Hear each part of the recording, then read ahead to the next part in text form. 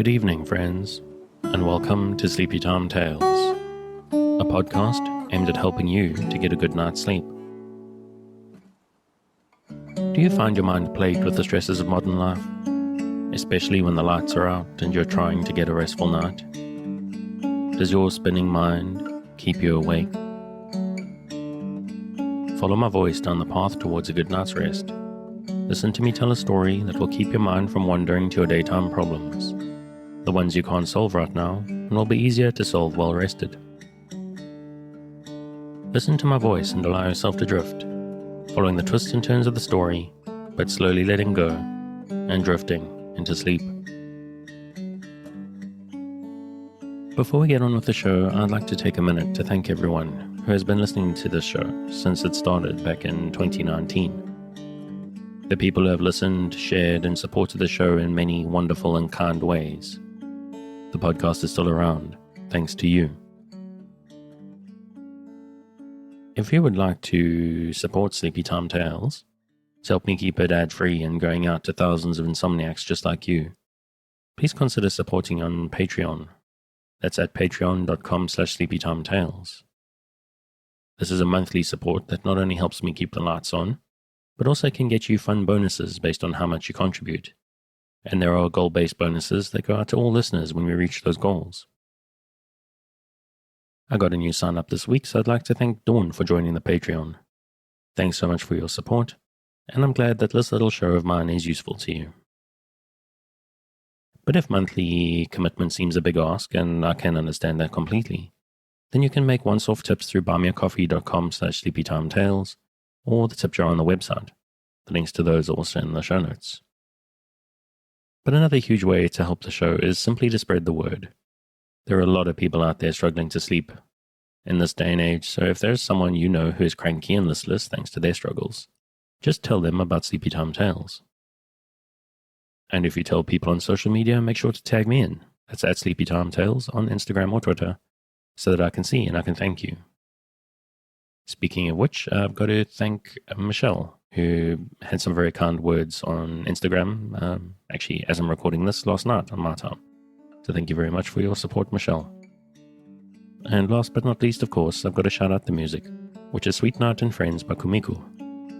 The music is available on their website at loyaltyfreakmusic.com, and I definitely recommend taking a look. They've got some very cool stuff.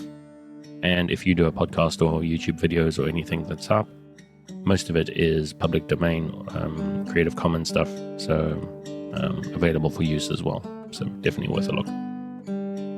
Thanks for the time. Let's get back to the show. So what exactly is Sleepytime Tales? What is it for? What is this strange idea, this podcast that you're supposed to fall asleep to? But lack of sleep is a health crisis in the 21st century, and this is a podcast intended to help those that it can to get a restful night. Do you find yourself lying awake at night, mind spinning and emotions in turmoil with anxieties of 21st century life? Do you wake up in the middle of the night and find yourself not quite able to doze back off at 3 a.m.? I'm here to help. My name is Dave, and I'm your narrator, here to help you into a restful night. Sleepytime Tales is intended to be used as a distraction to what keeps you awake at night, or sometimes background noise, or even just company. That's why I make these episodes quite long, so that I'm here for you, without any pressure of the end coming.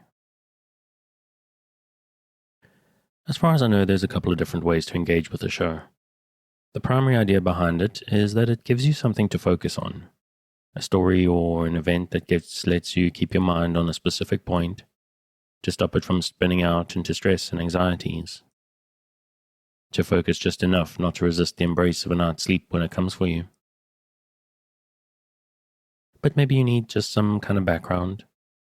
The people these days that like to listen to white noise or pink noise or the sound of the ocean or wind in the trees or some kind of music.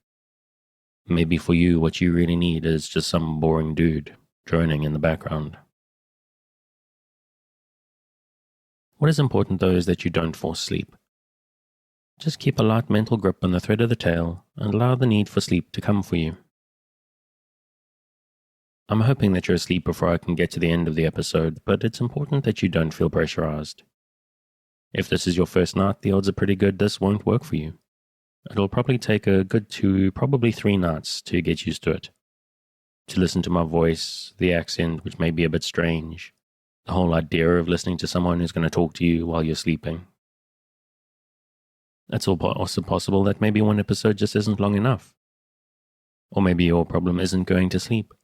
Maybe your problem is more waking up in the middle of the night. What I recommend, because of what it works for me, is to download a whole bunch of episodes, usually like the last 8 or 10 or so, and put those in a playlist and let them run all night. That way, if the stream is still running and you find yourself awake at 3 a.m., you can just pop your earbuds back in if they've fallen out, and just allow yourself to go straight back to sleep again. I even recommend basically the same thing if you're somebody who wakes up before the alarm. If you wake up 30 minutes or 60 minutes before the alarm, that can really throw a wrench in your sort of peace of mind. So I recommend you do the same thing. Pop the earbuds back in and get those extra little 40 winks. And you may want to ask me, Dave, what is the point? But I've had people actually thank me for suggesting that. Because there is something about just letting go and relaxing completely right before the alarm that's satisfying on a whole new level. But whether it's beginning of the night, middle of the night, early in the morning, it is important that you try to relax. If you're new to the show and prone to late nights lying staring at the ceiling, this may seem strange to you, so give it a chance. Because I'm here to work with you, to create a safe space, a cocoon in which you can curl up and allow nature to take its course. So if you're still with me, thank you for staying. If you're already asleep, we'll chat again soon. And of course you aren't hearing me, except maybe in a dream. This week, we carry on with Women's Work in Music by Arthur Elson. Although the unfortunate Mary, Queen of Scots, belongs to a more northern land, the credit of her talents may be fairly accorded to France, where she received her education. She made no musical attempts in the more ambitious forms, but wrote many songs, among which Las en mon Dieu Protem and Monsieur le Provost de Marchand met with considerable success in their day. With the advent of Bach, music was no longer the dry mathematical study that it had been during the later Middle Ages, for in his hands it became imbued with true feeling. Descended from a famous family of musicians, he was born at the little German town of Eisenach in 1685. Receiving his early education at Ohndruf, he showed himself endowed with unusual genius. Forced to make his way when 15 years old, he supported himself in the convent school of St. Michael's at Lüneburg by means of his musical talents. After a short term as a court musician at Weimar, he became organist of the new church at Arnstadt, and here he met the woman who was to be his first wife. Almost the earliest mention made of her is made in a report of the consistory, criticizing the young organist for certain breaches of discipline.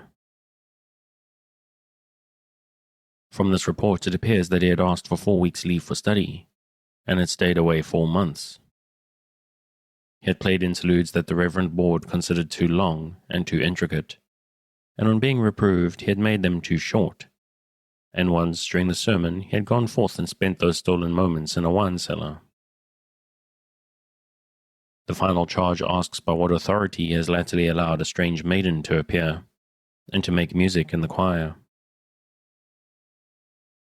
This strange maiden, who made music with Bach in the solitude of the empty church, was none other than his cousin, Maria Barbara. A year later, 1707, he married her, and took her to Mühlhausen, where he had found a less troublesome post as organist in the church of St. Blasius. The domestic life of Bach and his wife was a pattern for married couples of all time. All his friends unite in calling him especially excellent Hausvater, a term of commendation applied to those men who remember their duty to their own families, and who do not sacrifice domestic happiness to fame and fortune. Personally, he was pleasant to everyone, mere acquaintances as well as intimate friends, and his house was always the center of a lively gathering.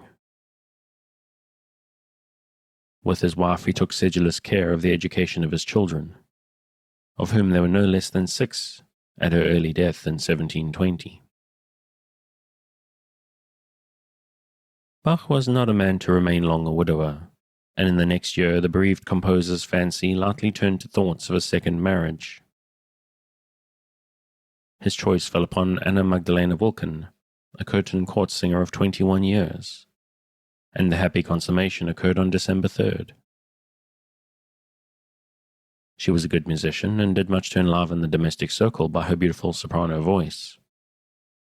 Not content with merely taking part in her husband's works, she learned from him to play the clavier and read figured bass, and rendered him valuable aid by copying music for him.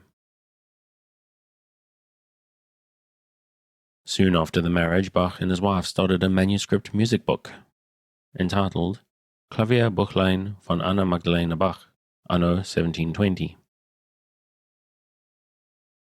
On the first page was written the playful denunciation of the melancholy and hostility to art that was so often inculcated by the Calvinism of that time.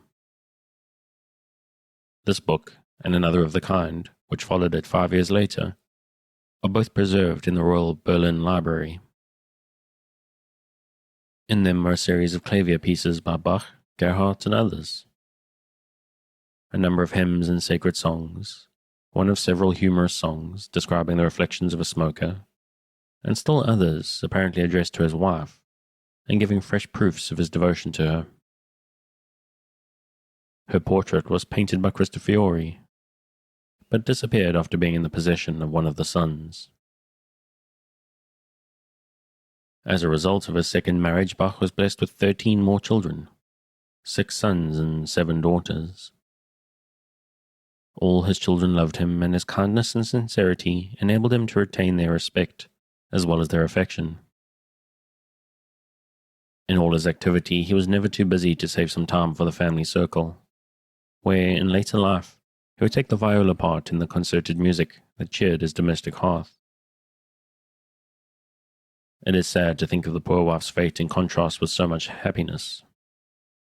After Bach's death in 1750, she struggled bravely to support her children, but became gradually poorer, and was forced to end her days in an almshouse and be buried in a pauper's grave. Less happy than Bach in his married life was Franz Joseph Haydn.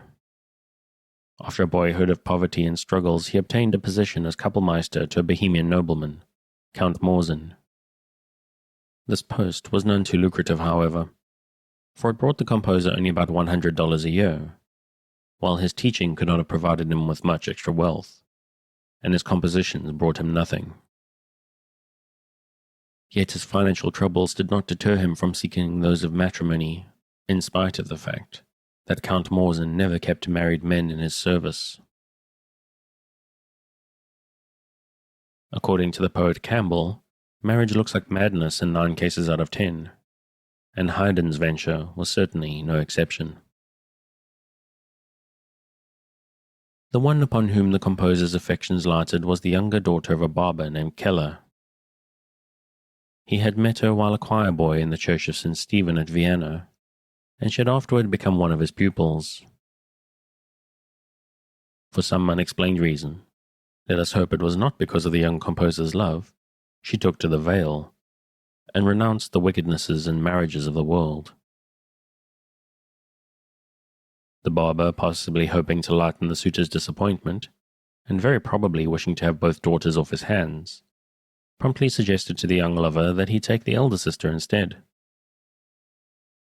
Apparently realizing that marriage at best is but a lottery, Haydn accepted the proposition.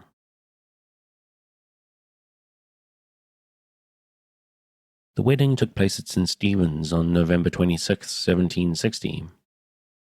Whether Count Morzin would have made an exception in Haydn's case and retained him in spite of this event, there is no means of telling. For that nobleman met with financial reverses and was forced to give up his musical establishment. Fortunately for the young genius, some of his works had been heard and admired by the Prince Paul Esterhazy, who showed his musical discernment by taking Haydn into his service and becoming a lifelong patron of the composer. There was little real affection between Haydn and his wife at the start of their life journey together. He declared, however, that he really began to have some feeling for her, and would have come to entertain still warmer sentiments toward her if she had behaved at all reasonably. But unfortunately she did not seem to be capable of behaving reasonably. The wives of great men are usually proud of the attainments of their husbands, and take no pains to conceal this fact. But the barber's daughter of Vienna was totally lacking in any real appreciation of her gifted consort. As Haydn himself observed once, it would have made no difference if he had been a shoemaker instead of an artist. She used his manuscript scores as curl papers, and underlays for the family pastry. She made continual use of the conjugal privilege of going through his pockets and abstracting the cash. And once, when he was in London, her calm selfishness rose to the point of asking him to buy a certain house, which she admired, so that she might have a home provided for her widowhood.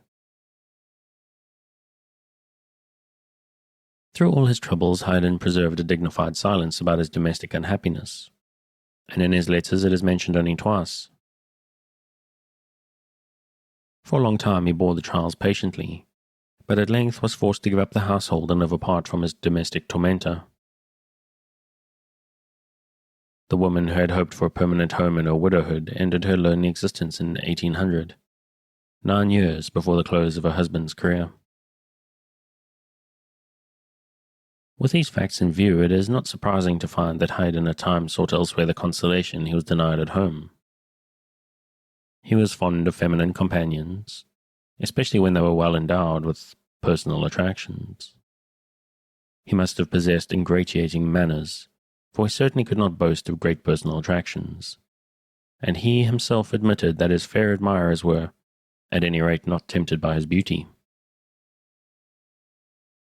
His natural tenderness showed itself in a passionate fondness for children, a blessing denied to his own home.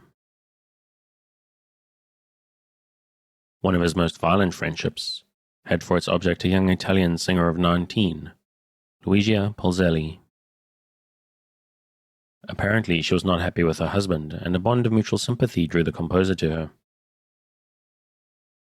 After the death of her husband, she persuaded Haydn to sign a promise to marry her if his wife should die. But the composer afterward repudiated the agreement, very likely not wishing to repeat his first matrimonial blunder. Another romance is found in the love letters sent to the composer by a charming London widow named Schruter.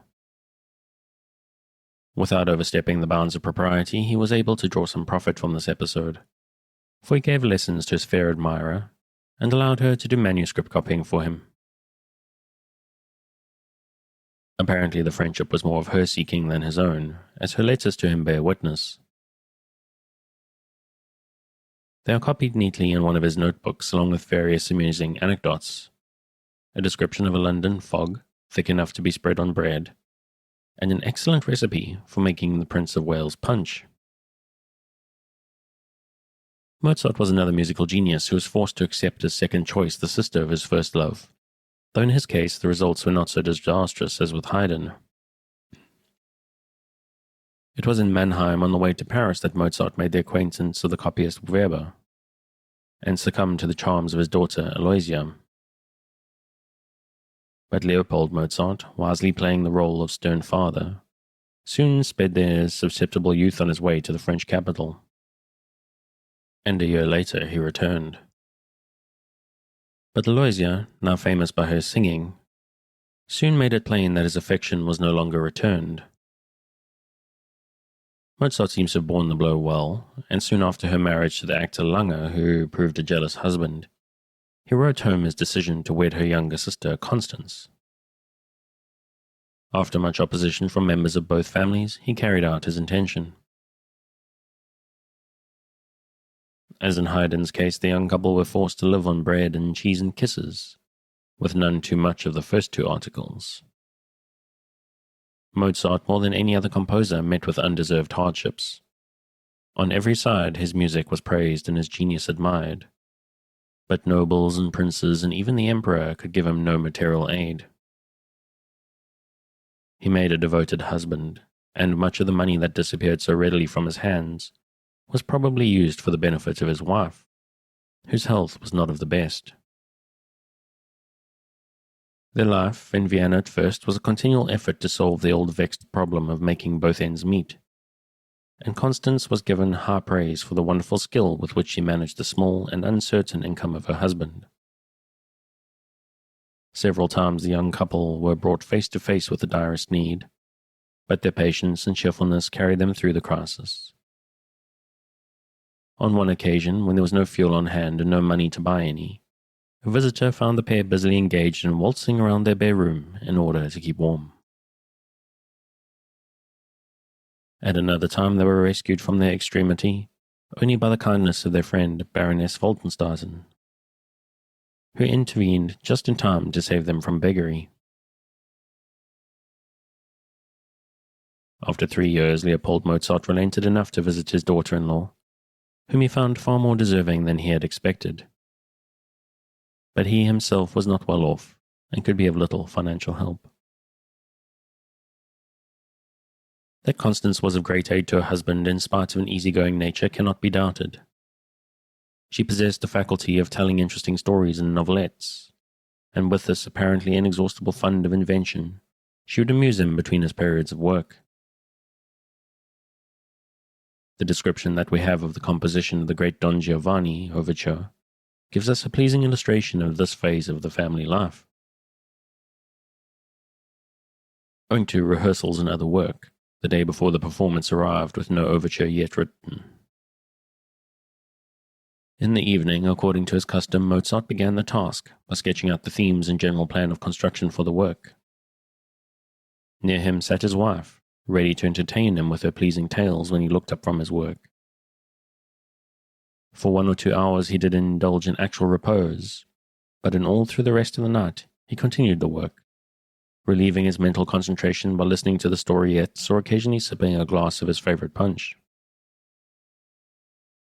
The manuscript was completed and ready for the copyist the next morning at 7 o'clock, and along with the other numbers, scored a complete success in the evening.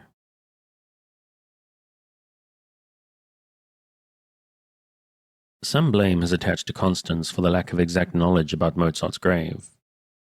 At the hour of his burial in the public cemetery, a violent storm drove away all the mourners. There was a cholera scare in Vienna at the time, which kept many people away from the graveyard. Her own neglect of the matter may have been caused by illness, but whatever the reason, the fact remains that when the public interest was aroused, the exact location of Mozart's grave could never be defined. The life of Carl Maria von Weber was tinged in his earlier years with a romance that seemed to pervade all phases of life in his native country. Germany had just passed through one of her rare but regular periods of national awakening, and every one was full of a keen spirit of patriotic originality in life, letters and art, as well as music. Gifted with unusual talents, trained in the paternal hope of his becoming a boy prodigy like Mozart, and urged by the need of making his own career, he soon made a name for himself by his personal charms as well as his talents. A welcome guest in the homes of aristocracy and cultivation, he possessed a roving disposition and a spirit of adventure that made his life not unlike that of the early troubadours. It was in Vienna that he met his future wife. Being given charge of the opera at Prague, he journeyed to the Austrian capital for the purpose of engaging singers, and among them brought back the talented Caroline Brunt. He soon wished to enter into close relations with this singer, but found obstacles in the way of marriage. She was unwilling to sacrifice at once a career that was winning her many laurels, and she did not wholly approve of the wandering life that the gifted young manager led up to at the time of their meeting. We find him discontented with the situation and travelling about in search of a better and more important post. And during one of these trips he received a letter from Caroline, saying they had better part. This brought forth the accusation from the embittered Weber that her views of high art were not above the usual pitiful standard, namely that it was but a means of procuring soup, meat, and shirts. There can be no doubt, however, that her influence was of the utmost value in steadying his efforts. When Weber was once back in Prague, her real love for him overcame all scruples, and she showed herself ready to wait until he could attain a post of sufficient value to permit their marriage. After putting the Prague opera on a stable basis, he looked about for a long time in vain, until finally he obtained a life position as a conductor in Dresden. At last he was able to return to Prague and marry his faithful Caroline, with the certainty of being able to provide her a home. The newly wedded pair made a triumphant concert tour, and settled down to a life of domestic felicity in Dresden. It can hardly be said that Weber lived happily ever afterward, for he found many troubles in connection with his new post. But his married life was such a constant source of joy to him that he felt always inspired with fresh energy to overcome all difficulties. It was during his married career that he won the immense popular successes with Der Freischütz, Euryanthe, and Oberon that gave the most brilliant luster to the name already immortal. The last opera took him to London, away from his beloved family. Aware of his failing health, he made every effort to reach home, but that boon was denied him, and he died without another view of those who would have been anxious to soothe his last moments. Ludwig Spohr was another composer who possessed a musical wife. He came of a musical family, his father being a flutist, while his mother played the piano and sang. Ludwig took up the violin at 5 years of age, and at 6 was able to take part in concerted music. His compositions began at about the same time. After a youth of earnest study, long practice, and successful tours, he finally became leader in the band of the Duke of Gotha. It was there that he met Dorrit Scheidler, the famous harpist, whom he afterward married. Her influence is seen in his later compositions, for he wrote for her a number of sonatas for harp and violin, as well as a good many harp solos. The musical pair went on many tours, always sharing the honors of the performances. Still more evident is the influence of woman upon music in the case of Hector Berlioz. This great genius, born in 1803, was the son of an opium eater, and the morbid character of most of his works may be traced to this cause. Berlioz studied at the Paris Conservatoire, but his sensational style did not win favor with the classical cherubini, and the young man was forced to work against many difficulties. He was even forbidden at one time to compete for the Prix de Rome, and came near giving up on his career in dejection. On the Parisian stage was a beautiful Irish actress named Harriet Smithson, who was performing the plays of Shakespeare. Berlioz at once fell in love with her, but it was some time before his needy circumstances allowed him to lay his suit before her. When he did so, his passion found shape and expression in a great musical work, the Symphonic Fantastique. It is a weird and sinister composition, but very effective. It is in 5 movements. The first represents a young man seeing his ideal and falling in love with her, the object of his sudden affection being depicted by a tender theme on the violin. This theme pervades the entire work. In the second movement, which represents a ball, it signifies the entrance of the fair one. The third movement is called In the Fields, and contains a duet between the two lovers in the guise of a shepherd and shepherdess. They are portrayed by an English horn and an oboe, the result being one of the great instrumental dialogues that are sometimes found in works of the tone masters. An effective touch is the introduction of a thunderstorm, after which the English horn plays a plaintive note of inquiry, but meets with no reply. In the fourth movement, the young man has slain his love in a fit of jealousy and is on his way to execution. Very powerful music expresses the fatal march, interrupted every now and then by the surging footsteps of the crowd. At its close, the hero ascends the scaffold amid a hush. The tender love theme reappears, but is obliterated by a sudden crash of the full orchestra, and all is still. Berlioz, however, does not let his hero rest in the grave, but adds a fifth movement to show him in the infernal regions. Piccolo and other wild instruments depict the fury of the demons. A parody on the Dies Irae follows, and even the tender love theme is not spared, but is turned into the most vulgar of waltzes. This musical love letter was understood, and Miss Smithson afterwards married the great composer. But unfortunately the romance stopped at this point, and they did not live happily ever afterward.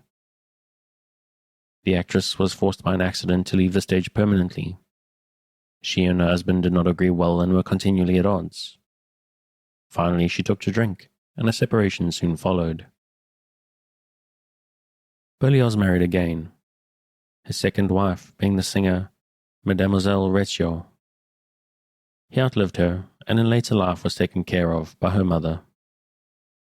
The symphony, incidentally, was so successful at its first performance that a strange-looking man rushed to the platform, saluted the composer, and sent him a more substantial token in the shape of 20,000 francs. The stranger proved to be Paganini, but that famous violinist was such a miser that the story has been doubted. It is said that he acted on behalf of an unknown benefactor, but his enthusiasm at the performance seems to disprove this, and the work possesses just the dark and sinister character that would appeal to Paganini. Another composition inspired by the same love episode is the Romeo and Juliet Symphony. Berlioz tried to make all his music tell a story, and he believed in the theory that tones could be made to represent ideas in a much greater degree than is usually supposed. The result is shown in many characteristic passages in his works, an excellent example being the gentle and melancholy theme that typifies Childe Harold in the symphony of that name. But Berlioz carried his idea to extremes, and fairly earned the half-reproach of Wagner, who said of him, "He ciphers with notes." That Berlioz could write with more direct beauty is shown by his practical joke at the expense of the critics, for he pretended to unearth an old piece by certain Pierre Ducret, which they praised greatly in contrast with his own works. And after they had done their worst, Berlioz proved that he himself was the mythical Ducret. Giuseppe Verdi was another great musician who felt the full richness of domestic happiness, if only for a time. Born in the little hamlet of Les Roncoles in 1813, he proved himself possessed of unusual talent, and after a time went to Briseto for lessons. There he came to the notice of Monsieur Baresi, who became the friend and patron of the young student. The story of his being refused at the Milan Conservatory and afterward amazing the authorities by his speed in composing fugues is too well known to need repetition. After his Milan studies, we find him back at Briseto, in love with Baresi's daughter Margherita.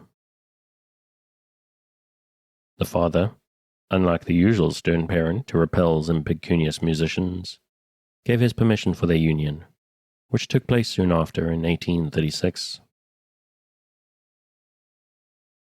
In a couple of years he settled down in Milan with his wife and 2 children. Success began to crown his efforts, and his career of opera composer was well begun when his domestic happiness came to a complete end. First one child fell sick and died of an unknown malady, then the second followed it in a few days, and within 2 months the bereaved mother was stricken with a fatal inflammation of the brain. In the midst of all these misfortunes, Verdi was kept at work by a little commission for Un giorno di Regno, which is to be a comic opera. Little wonder that the wit oozed out of the occasion and the performance proved a failure. The despondent Verdi resolved to give up his career altogether, and only by the insistence of the manager Morelli was he finally persuaded to resume his occupation. In later life he married again, passing a placid existence on his extensive estates. The domestic career of Richard Wagner has formed the subject of endless discussions. His birth, his early studies, his university career, and his start as a professional musician all took place in Leipzig. There too he met the famous opera singer Wilhelmine Schröder de Vrien, whose gifts made such an impression on the young composer. It was the excellence of her acting as well as her singing that gave the embryo reformer his first ideas of the intimate union of drama and music, that is one phase of his later operatic greatness. Many of his leading roles were written for her, and as late as 1872 he stated that whenever he conceived a new character, he imagined her in the part. His work as leader took him first to Magdeburg. The failure of his early opera, Das Lebensverbot, put an end to this enterprise, and soon afterward he appeared as concert leader in Königsberg. There he met and married his first wife, Wilhelmina, or Minna Plana. Their natures were different in many respects. While he displayed many of the vagaries of genius, she was patient and practical, and if not wholly understanding the highest side of his nature, she gave up her own career to help him through his days of poverty and struggle. The first venture of the wedded pair was at Riga, where Wagner was engaged for a term to conduct in a new theatre. After this, they took ship for Paris, and the stormy passage gave Wagner many suggestions for his Flying Dutchman. It was in the French capital that Minna's domestic qualities were given their most severe trial, for the composer found little or no chance to produce his own works, and was forced to gain a precarious living by the commonest musical drudgery. Probably her constant care and economy were all that turned the scale in favor of success. At length, the Dresden authorities became interested in some of the earlier operas, and Wagner was liberated from his dependent position. The stay in Dresden being cut short by the political troubles of 1848 and 1849, Wagner found a home in Zurich, where his wife soon joined him. There he wrote or sketched the grand works that came to full fruition in his later life. After years of exile, he came back to Germany, where his pursuit of fortune was still in vain, and might have ended in suicide but for the sudden patronage of his royal admirer, the mad King Ludwig of Bavaria. It was at this time that the differences in character began to cause domestic infelicity in the Wagnerian household. Finally, the pair separated, and although he did not leave Minna in want, yet she was compelled to pass the last few years of her life in seclusion and loneliness, while he basked in the favor of royalty, and found the high position that had so long been denied him. It is usually claimed by Wagner's most rabid partisans that she was unable to hold her place in the new surroundings, and that his genius needed a helpmate more in sympathy with his higher ideals. Admitting the truth of these assertions, the fair-minded critic must accept them as an explanation, at least of his conjugal ingratitude.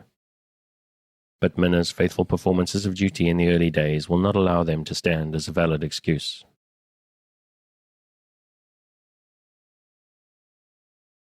Wagner's second marriage with Cosima, daughter of Liszt and divorced wife of von Bülow, resulted happily. The devotion of the new helpmate to the Wagnerian cause has survived the master's death by many years, and is still witnessed by the musical world. The domestic bliss of their married life is well shown in the beautiful Siegfried idyll, which Wagner composed as a surprise for his wife on their son's birthday. Among living composers gifted with musical wives, the most preeminent is Richard Strauss. As Clara Schumann would perform her husband's works, so the wife of Strauss, who is an excellent singer, is at her best when giving her husband songs. Like Grieg's wife, she is more successful than all the other singers in this role of domestic devotion. She usually appears with him as an accompanist, a position in which he excels, and each modestly tries to make the other respond to the applause that is sure to follow their performance. Chapter 4. Clara and Robert Schumann. History has never witnessed a more perfect union of two similar natures, both endowed with rich mental gifts, and each filled with a perfect sympathy for the other, than the marriage of Robert Schumann and Clara Wieck. It holds a place in the story of music similar to that occupied by the romance of Abelard and Heloise in poetry.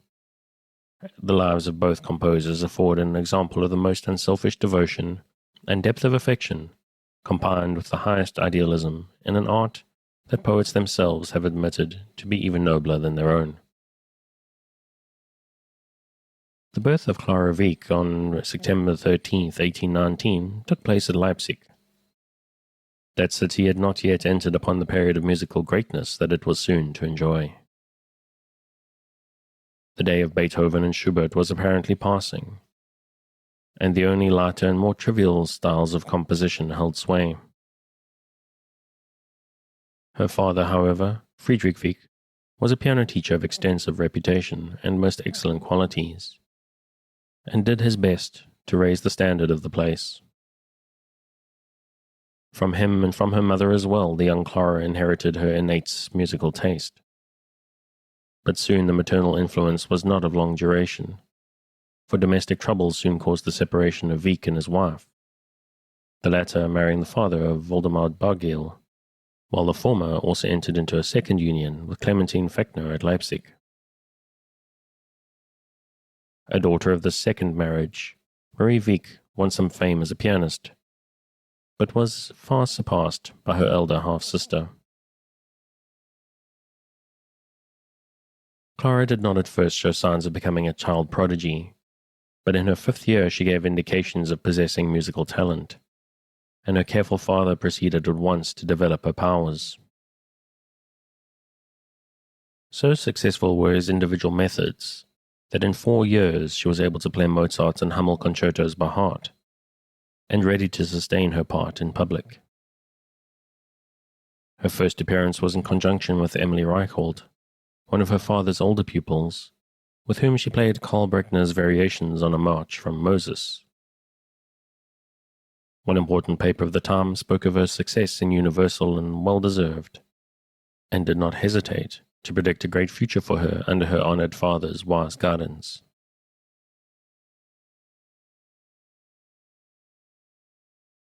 Wieck has been the subject of much criticism on account of his supposed harshness and severity. In the matter of Clara's musical training, however, these charges cannot be sustained, as one of her own letters will show. "My father has come up before the world in an entirely false light," she writes, "because he took art earnestly, and brought me up to regard it earnestly. People have no idea how utterly different from the usual standards must be the whole education and career of anyone who wishes to accomplish something worthwhile in art. In connection with artistic development, my father kept the physical development especially in view. I never studied more than 2 hours a day in the earliest times, or 3 in later years, but I had also to take a daily walk with him of just as many hours to strengthen my nerves. Moreover, while I was not yet grown up, he always took me home from every entertainment at 10 o'clock, as he considered sleep before midnight necessary for me. He never let me go to balls, as he judged I could use my strength for more important things than dancing, but he always let me go to good operas. In many free hours I used to grow enthusiastic over piano arrangements of operas and other music. One cannot do that when one is tired out. Besides that, I had, even in my earliest youth, intercourse with the most distinguished artists. They and not dolls were the friends of my childhood, though I was not deprived of the latter. Those people who have no comprehension of such a serious bringing up ascribed it all to tyranny and severity, and held my accomplishments, which may indeed have been more than those of a child, to be impossible, unless I had been forced to study day and night.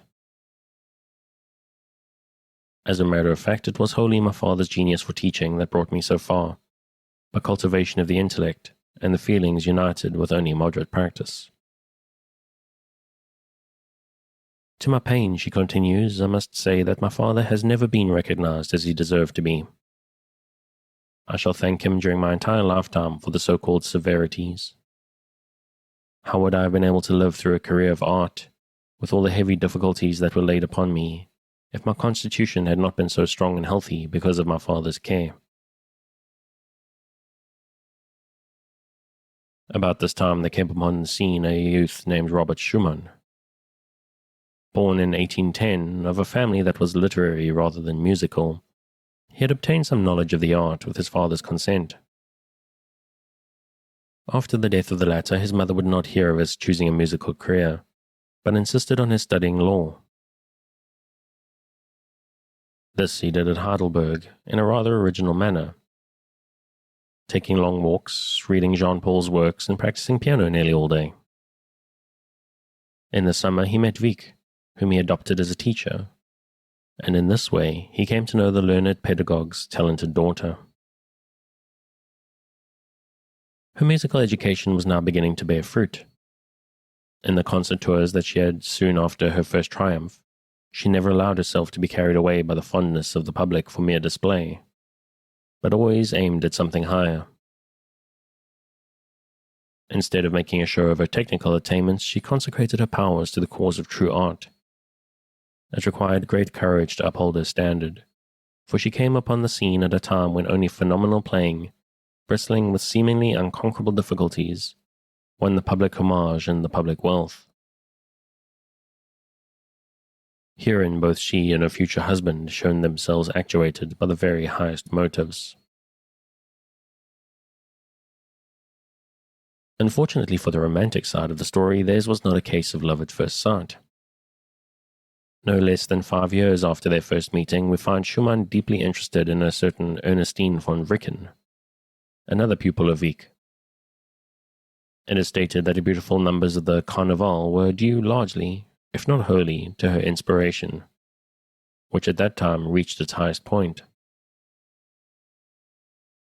The letters A, S, C, and H, the German way of notating B, represent the Bohemian town of Asch, where she was born, and also the only musical letters in Schumann's own name. He himself noted this coincidence in a letter to Moscheles, and built the themes of the various numbers wholly upon them. However this may be, he certainly had a great admiration for Clara, even in her early years. He took piano lessons of her father, and became for a time an inmate of their house. He owed much to the teaching, but still more to the stimulating artistic society of the Wieck family. In 1829 he left his teacher and made a final effort to prepare for the legal career that his mother had planned for him. It was of little avail, however, for in the next year we find him writing home that his entire life has been but 20 years' strife between poetry and prose, or music and law, and it must now cease. So earnestly did he plead his case that his mother at last yielded to his wishes, though with fear and trembling, and the final decision was referred to Wieck. That artist, who had by this time fully recognized Schumann's great gifts, gave his decision in favor of music, and the young enthusiast, after having his affairs duly settled, returned to Leipzig and devoted himself altogether to art. It is probable that he would have given himself wholly to the career of a successful pianist but for an accident. After a year of painstaking practice, he invented a contrivance by which the weaker fingers were allowed to gain strength by usage, while the third finger was held back. This mechanism was altogether too successful, for after using it some time, he found his third finger so badly crippled that he was forced to give up hope of ever winning fame on the concert stage. What seemed a catastrophe to him has proved a blessing to the world, for if he had spent his life in executing the works of others, he would never have had the leisure to create his own immortal compositions.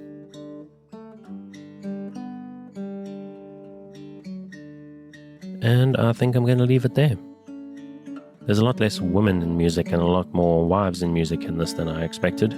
So for Karen with this one, I may skip a little bit ahead in the story to some actual female musicians and composers, but we'll see how it goes. It is, however, still quite an interesting read, so if you'd like to pick up where I've left off and carry on, you can find it on Project Gutenberg at the link in the show notes.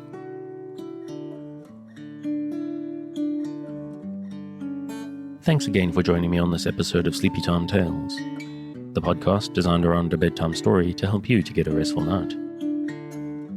New episodes are released every Sunday night to give you something fresh to help you rest in a new week. But make sure to subscribe in whatever service you use so that you get your new episodes whenever they come out. A reminder that the music for tonight is Sweet Night and Friends by Kumiko. Check out more of their work on their website, which you'll find linked in the show notes. Good night, and sweet dreams.